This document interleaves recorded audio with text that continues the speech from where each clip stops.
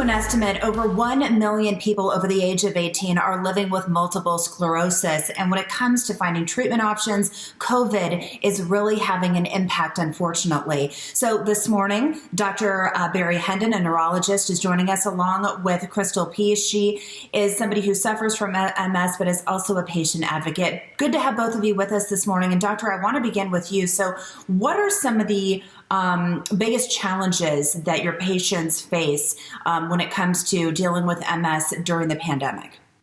Sure. The people with MS have always had their own unique challenges.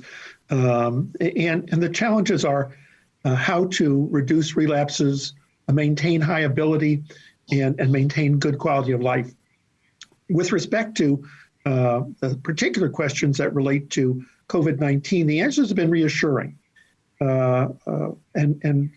First, to the question, does MS create a unique risk with regards to COVID-19? The answer is no, that it's the comorbidities that create the risk primarily. And those are high level of disability, increasing age, smoking, obesity, lack of exercise, and uncontrolled diseases like hypertension, heart disease, diabetes. So we maintain a high concentration on wellness and general health. The second question is whether or not a person's therapy for MS creates unique risk. And the American experience has been reassuring. There is a registry in the U.S., and it appears that the agents we're using have not created uniquely increased risk for people with MS, and therefore we are back to treating people with the medications we believe are in their best interest. We advise them not to stop their meds.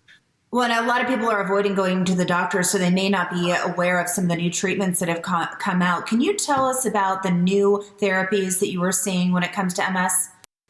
Sure. I think the new therapy you're speaking about is Mavenclad.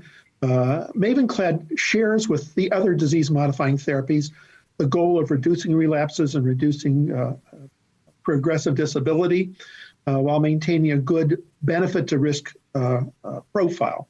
Mavenclad does that. The unique advantage that accrues to our unique feature of Mavenclad is that it is a short-term therapy with a long-term benefit. So most of our therapies are what we would call maintenance therapies. You use them every day or every week or every month, week after month after year. This is not intended to be a maintenance therapy. And Crystal, I know you've taken Mavenclad. What has your experience been like with this treatment? My initial dose of Mavenclad was actually in 2019, so last summer. And when I first approached my physician about it, it was mainly because I was tired of infusions and going to the infusion center every month and the infections that I was getting because of my immune system being depleted over and over again, month after month. And so I initially wanted to take Mavenclad because it's 5 pills and then 5 pills, and then you get to be off for a year and that kind of thing. So the dosing schedule was what originally attracted me to it. So I started it in June of 2019. The first few days, I did notice a little bit of stomach issues like I get with most new pills that I start.